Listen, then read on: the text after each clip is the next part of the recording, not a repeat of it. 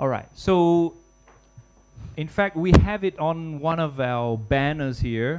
Yes. Trong một thinking cái out of the box.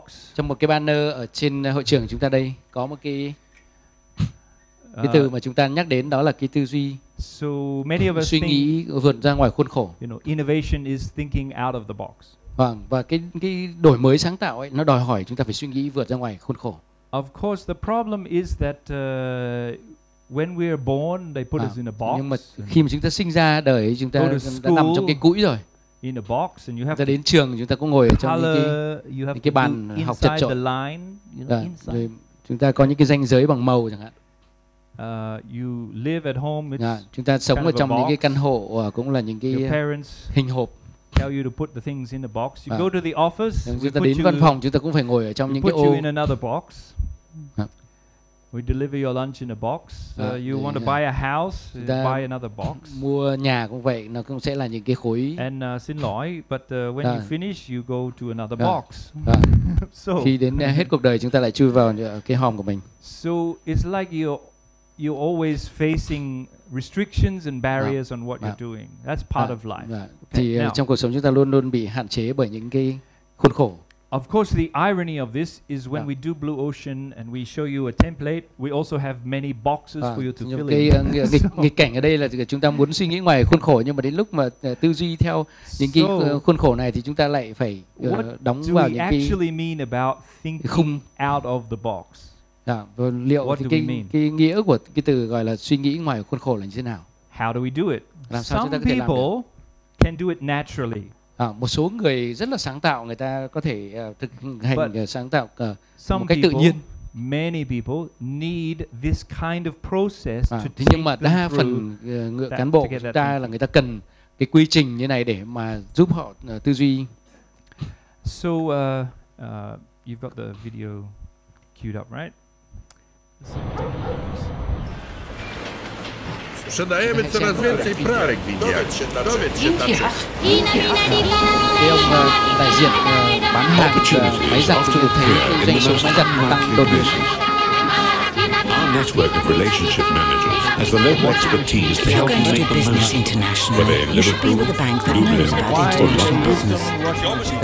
HSBC commercial banking spans 64 countries and territories around the globe. Bởi vì là họ đã không dùng cái máy giặt để mà giặt quần áo, mà người ta làm cái nước sữa chua kiểu Ấn Độ để có thể phục vụ được nhiều khách hơn. So you never know what your customers are doing. Nên là nhiều khi chúng ta không hình dung được là khách hàng lại sử dụng cái công nghệ của chúng ta để làm việc gì. Innovating. Họ sáng tạo ở cái chỗ đó. Lấy máy giặt để làm máy xay sinh tố. Now, as Professor Kim looked at different industries, khi mà ông Kim nhìn vào các cái ngành công nghiệp khác nhau, this kind of thinking out of the box, ông đã kích thích cho mọi người là tư duy vượt ra ngoài khuôn khổ. They noticed that this kind of thinking fits in typically into about 6 different categories. Và ông đã phân loại ra cái tư duy trong cái 6 cái bước để dịch chuyển như sau. The most common of these things are these 6 ways of thinking. Firstly, looking at alternative industries. Trước hết là chúng ta sẽ nhìn vào những cái ngành công nghiệp gọi là thay thế. So this is a way to borrow ideas and solutions from other industries. Tức là chúng ta vay mượn những cái ý tưởng hoặc là giải pháp từ những cái ngành khác. So here's a problem. Chẳng hạn như có vấn đề. In order for you to think like this, you should know something about some other industries and what they're doing. Thì để chúng ta có thể làm được cái gì đó như này thì chúng ta phải hiểu được những ngành khác đang làm như thế nào. So let me ask you, who has been working in EVN? Chẳng hạn như là ở đây tôi muốn hỏi là ai đã làm việc trong ngành điện lực ở EVN more than 20 years. Hơn 20 năm. Chúng ta thử giơ tay xem ạ. More than 20 years in EVN. Most of us in this room. Hình như là phần lớn chúng ta. Maybe more than 10 years. Hơn 10 năm. The other people, yes. Yes. You're probably more than 10 years in EVN if you're in here. Ở đây tôi nghĩ rằng tất cả so in 10 years, what has changed in some other industries? Thì liệu trong 10 năm đó những cái gì đã xảy ra những ngành công nghiệp khác? Do you know? Chúng ta có hình dung không? Do you know rõ cái gì gói hay là chuyến hay là what's the new technology or what công nghệ mới, no, phương thức mới. I think we don't know. Nhiều khi chúng ta But I'm asking you to think like you know something from another industry. Nhưng mà tôi So tôi thường là this is a problem. yêu cầu học viên là phải nghĩ cái gì đó ở những cái ngành khác. So như là bạn biết I rõ. can give you only a couple of solutions. One, nhiều khi tôi chỉ có thể đưa ra được một vài giải pháp. Send a couple of smart engineers gửi một số các kỹ sư study how another industry solves some problem đi by học going ở những cái ngành khác, xem là ngành khác họ giải quyết vấn đề. Visit some other industry. Go to university, back to school, study a new topic. Nên là chính vì thế mà chúng ta gửi kỹ sư from quay lại trường học để học tiếp, hoặc là tuyển người từ những ngành khác vào làm. Say, oh, we heard that this industry solved this problem. We want to learn something from it. Can we hire the consultants or the engineering company that did that job? Có thể thuê There are many different ways. Các công ty kỹ thuật đã giải quyết vấn đề ở cái ngành nào đó. But we do need to reach out to study this, right? Nhưng mà chúng ta phải vươn ra. Of course, you could hire some smart consultants to do it. Không phải lúc nào chúng ta có thể tuyển được những tư vấn phù hợp. But I'm sure you can find a low cost way to get more value. Nhưng mà đồng thời chúng ta cũng phải luôn luôn chú ý đến cái việc là chúng ta phải tìm những cái giải pháp mà giá trị thấp để mà tạo ra những cái giá trị cao, chi phí thấp để tạo ra giá trị cao. One of my favorite ways is to interview people for a job. Đấy, cái cách mà chúng ta thường hay làm là chúng ta phỏng vấn những cái người mà đến tìm việc. You select people from another industry. Chúng ta sẽ chọn những cái người từ những ngành công nghiệp khác. Your business. Say, okay, what did you do over there? Chúng ta thường mở rộng cái phạm vi tuyển dụng. How do you solve that problem? Nếu như đối mặt với những cái vấn đề, làm sao chúng ta giải quyết vấn đề đó? Go to a trade show, do something. Đến các cái hội chợ thương mại.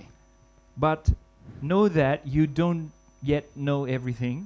Nhưng mà khi mà chúng ta biết rằng chúng ta không biết tất cả mọi thứ.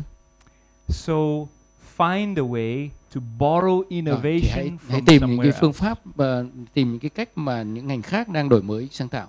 This is one way. Another way, là một cách sort of similar.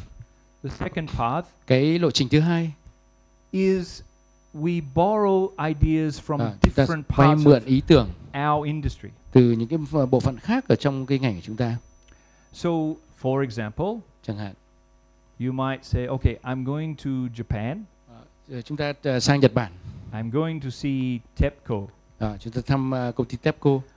I go and sit with TEPCO in Tokyo. Chúng ta ngồi với lại TEPCO.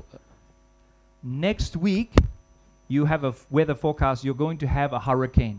Chẳng hạn như là dự báo thời tiết là sẽ có một your cơn power bão. Will be off for 3 days. Thì sẽ dự kiến là có thể mất điện trong khoảng 3 ngày. How do you prepare for that? Thì người ta đã chuẩn bị như thế nào cho những cái việc đó?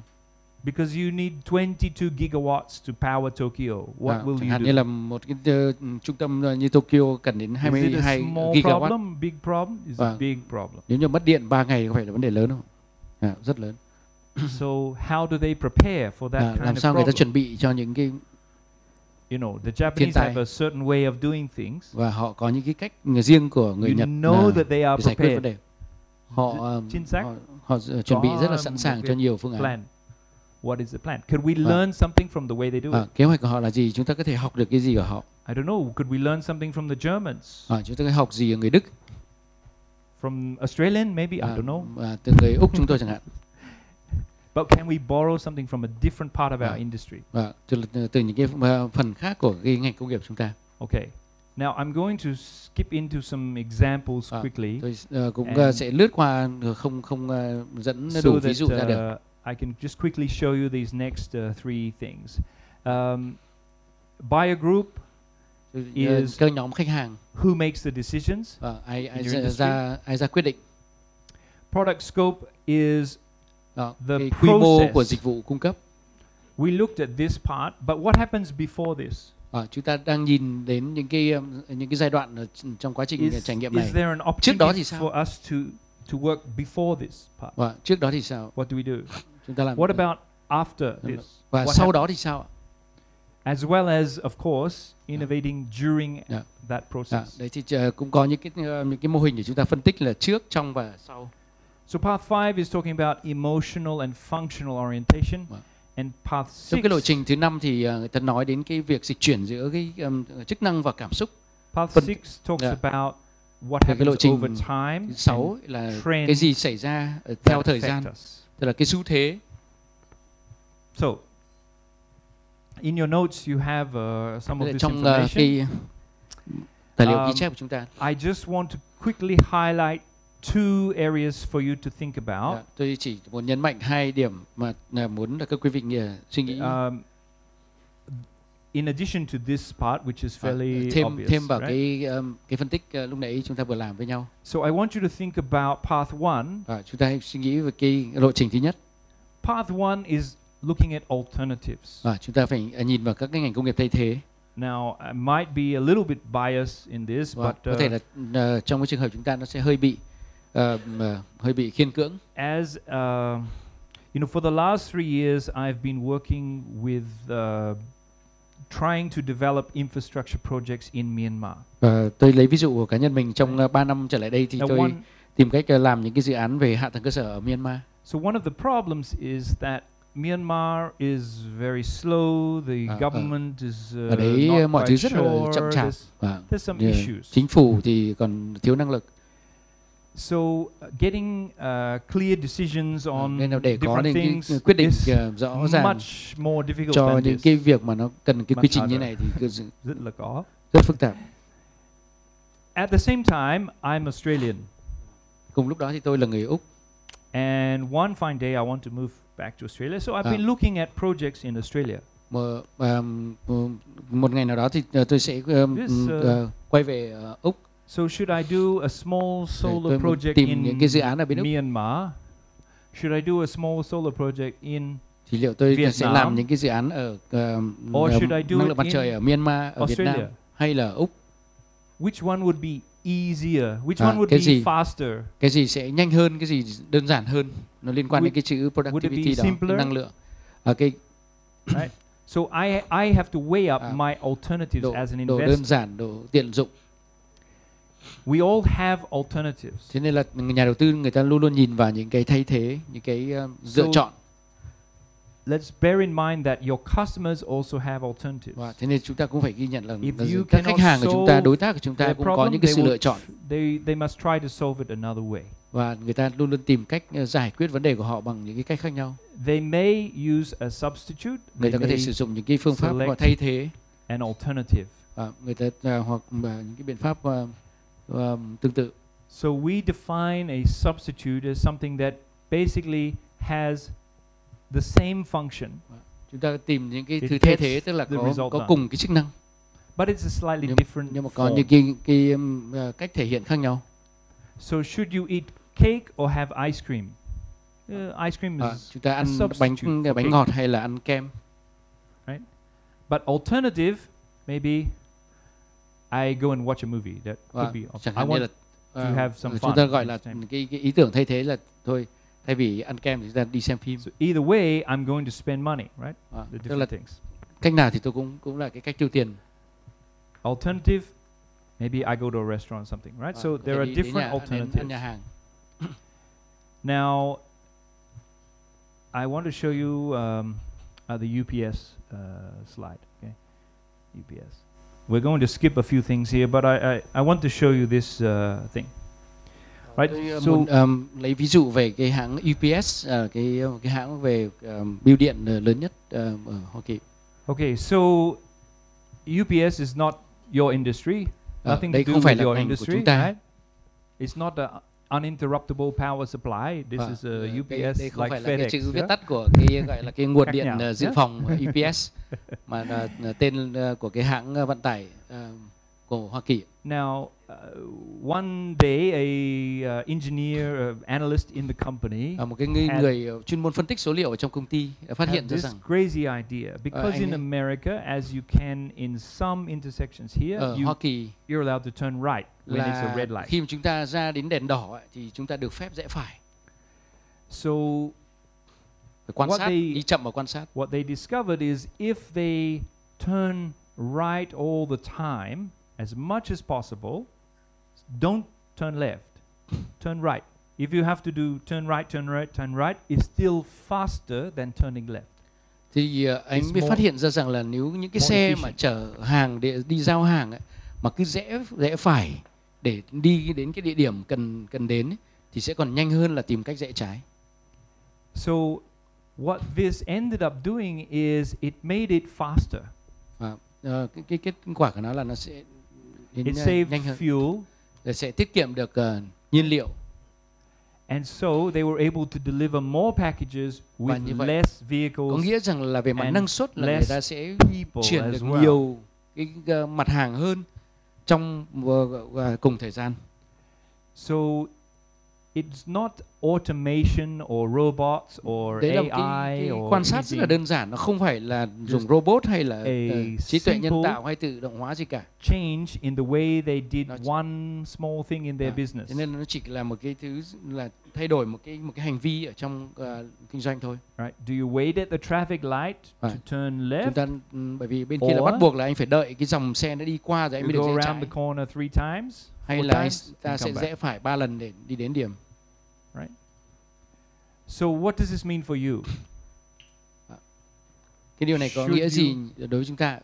Should you look a little more carefully at how we run a certain part of our business, because we always did it that way? Thế nên chăng là trong thực tế là chúng ta luôn luôn làm những cái việc mà nó đã định hình sẵn. But maybe someone in your organization has a smart idea. Có thể nào đến lúc nào đó vào một ngày đẹp trời, when you first look at it, ai đó có một cái ý tưởng thông minh, it looks like a crazy idea. Nghe thì có vẻ là điên khùng. Mom, this is a crazy idea. Why? But when you run the numbers and when you nhưng mà khi chúng ta nhìn vào số liệu, it makes a massive difference to your business. Thì nhiều khi nó có thể một cái ý tưởng let's do part 6. Đơn giản nó có thể tạo ra những cái sự thay đổi rất là đáng kể. Now, I'm not going to go into detail on the other parts because we don't have all day. Không có đủ thời gian. But I do want to talk to you about trends and looking at things over time, because this is going to affect your business in ở đây many tôi different muốn ways. nhấn mạnh một cái lộ trình, một trong 6 cái lộ trình nữa là là cái lộ trình về xu thế. Chúng ta nhìn xuyên suốt thời gian. Okay, so when we look at things over time, khi chúng ta nhìn vào cái sự vật hiện tượng nào đó về thời gian, theo thời gian. So we have to see, well, what's going to happen tomorrow? Chúng ta sẽ xem là cái gì sẽ xảy ra vào ngày mai. What you're doing today may work, may not work. Cái gì mà chúng ta đang làm ngày hôm nay có thể còn tác dụng hoặc không tác dụng. But when we go 3 years ahead, 5 years ahead, ta nghĩ 3 năm sau, 5 năm sau, what will be happening in our business? Cái gì sẽ ảnh hưởng đến cái ngành kinh doanh chúng ta? Now you have different business goals that you want to meet. Chúng ta có những cái mục tiêu kinh doanh khác nhau. Objectives. Chúng ta phải đạt tới. You want to perhaps reduce the size of a workforce, or you want to make them cái áp lực là phải giảm nhân lực xuống. Chúng ta phải làm cho nhân lực chúng ta năng suất hơn. Maybe you have objectives of ensuring the quality of your supply to your customers. Mục tiêu là chúng ta phải tiếp tục cải thiện cái chất lượng nguồn cung ứng điện của chúng ta. But there are other kinds of pressures on your business. Và có những cái loại hình áp lực khác lên cái ngành kinh doanh của chúng ta. So one way to think about it is look at, là một cách ở đây theo cái sơ đồ này. Look at what happens politically, or what might be happening politically. Cái gì diễn ra đối với lại về mặt chính trị. What about environmental trends that might affect our business? Môi trường. Right, social trends. Right? Xã hội. Industrial technology. Công nghệ, công nghiệp. Things that are going on. Economic về kinh tế. Changes and difficulties or trends. And the legislation, law, về etc. pháp chế, thể chế. So, have you given some thought to these different areas? Chúng ta đã dành thời gian cho những cái lĩnh vực khác nhau này chưa? When we think about what we need to do to change, to innovate today, but that's great, but what about tomorrow? Về việc đổi mới ngày hôm nay, thì liệu cái xu thế ngày mai nó sẽ diễn ra như thế nào? A Let's take an example. Lấy một cái ví dụ. We'll do a quick example here. Okay, this is buying groceries. Đây là going to the supermarket. Đây là mua hàng ở Hoa Kỳ, đi vào các cái siêu thị. So you want to buy something at the supermarket? You go into the supermarket. Chúng ta đến siêu thị. A lot of products there. You find what you want. You go to the checkout counter. You wait in line. Xếp hàng, đợi hàng. Okay. Maybe you looking for something, you can't find it. You ask this guy, but no help. Nhiều khi chúng ta muốn hỏi cái người nhân viên phục vụ xem có cái gì không. Okay, that's today. Đấy là những cái vấn đề của ngày hôm nay. What does it look like tomorrow? Liệu trong ngày mai thì như nào? What will it be like 5 years from now? 5 năm từ hôm nay. Take a look. 4 years ago, we started to wonder. 4 năm trước chúng tôi what would shopping look like if you could walk into a store, grab what you want, and just go? What if we could weave the most advanced machine learning, computer vision, and AI into the very fabric of a store so you never have to wait in line? No lines, no checkouts, no registers. Welcome to Amazon Go. Use the Amazon Go app to enter. Then put away your phone and start shopping. It's really that simple. Take whatever you like. Anything you pick up is automatically added to your virtual cart. If you change your mind about that cupcake, just put it back. Our technology will update your virtual cart automatically. So, how does it work? We used computer vision, deep learning algorithms, and sensor fusion, much like you'd find in self-driving cars. We call it Just Walk Out technology. Once you've got everything you want, you can just go. When you leave, our Just Walk Out technology adds up your virtual cart and charges your Amazon account.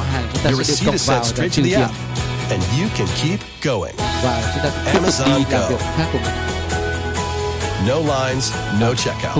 No, seriously.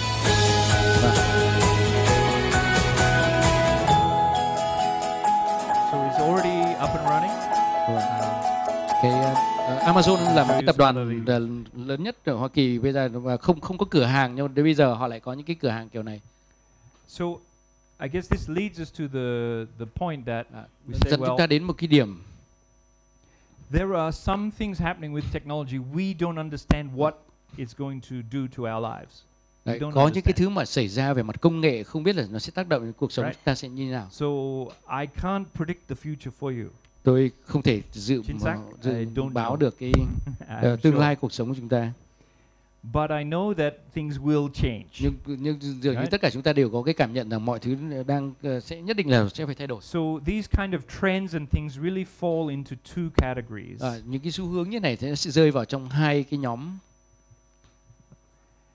There are things that you actually are fairly certain will happen in a certain way. Là có những cái mà nó dường như nó chắc chắn là nó sẽ xảy ra và theo một cái cách nào đó. And there are things that are uncertain. You don't know. Có những cái thì nó không rõ rệt lắm.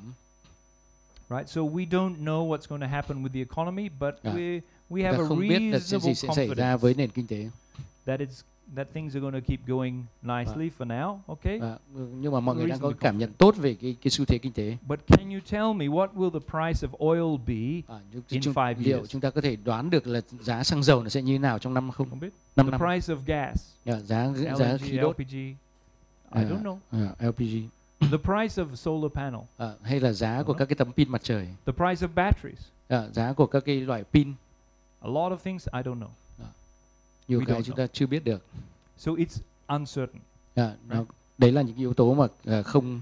The general direction that things are going, we have an idea. Nhưng mà chúng ta có một cái exactly we don't know. Một cái hình dung về cái lộ trình.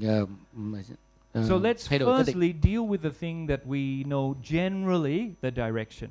Thì đầu tiên là chúng ta cứ bắt đầu bằng những cái mà chúng ta cảm nhận nó chung chung đi đã. So for you politically, what is the trend that is happening right now in your industry? Về mặt chính trị chúng ta sẽ nhìn cái xu thế. How are you going to play a role to shape that direction? Và thứ hai nữa là làm sao chúng ta sẽ đóng những cái vai trò gì để mà theo cái xu thế chính trị đó.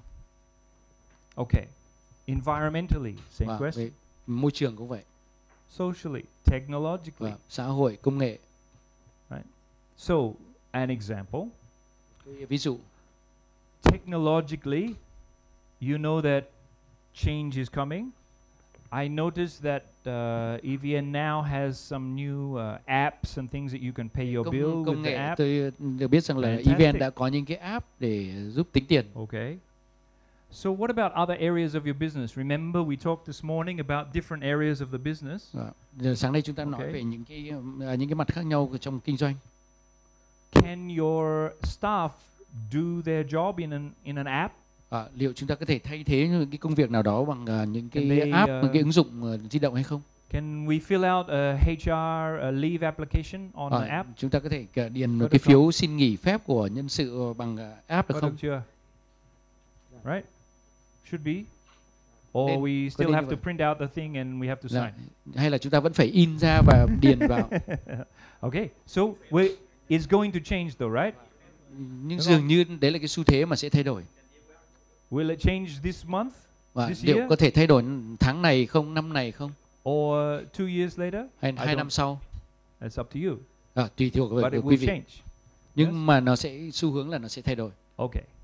So let's say that we take a few minutes to identify certain things. We're going to have a break first, so we're not going to do this right now. Chúng ta chưa làm, chúng ta sẽ nghỉ. If you were doing this, you say, okay, I'm going to take some time to understand what the trend is and what I can do about that trend. Great. Thì chúng ta sẽ định hình xem là cái xu thế nó như thế nào và cái gì chúng ta có thể tác động để mà đi theo cái xu thế đó. I want you to think from a quý vị hãy suy nghĩ strategic, từ cái góc độ chiến lược, leader's point of view, của nhà lãnh đạo. What's not on cái quan điểm chiến lược của nhà lãnh đạo. If this trend affects our industry, nếu như mà cái xu hướng này, cái xu thế này nó sẽ ảnh hưởng đến chúng ta. AI, deep learning, robotics, trí tuệ nhân tạo, học sâu, right? Robot. So, do you have the skill in your team, in your company? Trong cái nhóm của chúng ta, trong công ty của chúng ta đã có những cái người mà có kỹ năng đó để mà xử lý những cái vấn đề liên quan chưa? What skills do we need to develop? Cái kỹ năng gì chúng ta cần phải phát triển? What changes do we need to make in how we hire people now to be ready for sự thay đổi what happens in chúng the ta phải future? đáp ứng như thế nào? Chúng ta tuyển dụng những cái người như thế nào để đáp ứng cái sự thay đổi trong tương lai đó? You know, please know that yes, some people who will follow this process and these steps will stop at what they write on the paper, but I want you to keep asking the right questions as leaders. So thì tất nhiên là có ai đó sẽ dừng lại ở việc điền những cái mẫu biểu này, thế nhưng mà là người lãnh đạo chúng ta luôn luôn phải đặt ra những cái câu hỏi như vậy để gây sức ép cho cái đội ngũ của mình. So what if there's AI in our business next time? Chẳng hạn như là về công nghệ, trí it tuệ nhân tạo. What does the impact for our business? Cái tác động. What do we do about it? Chúng ta làm gì với nó? How can we be in front of this trend and steer the trend the way chúng we ta có thể want to? đối diện với lại cái xu thế này và chúng ta sẽ lái cái xu thế này tác động đến kinh doanh của chúng ta. Okay, so for the sixth path, there's lots of different things to think about, and in each of these paths you may or may not find a way to innovate and solve some of these problems. Đối với 6 cái lộ trình, không phải là tất cả cái gì chúng ta cũng có thể đổi mới. But this is part of that process of uncovering new opportunities. This Nhưng mà đây is là một exploring new quá trình để mà khám phá, để mà cởi trói, tìm ra những cái hướng mới. So let's go and explore a cup of coffee or tea. Chúng ta hãy khám phá một ly cà phê, trà đã cho đỡ mệt. And see if it will inspire us for the last 1 hour. Giờ chúng ta sẽ kết thúc trong 1 tiếng sau đó. So we'll come back in 15 minutes from now. 3 giờ rưỡi chúng ta quay lại. Xin mời ạ.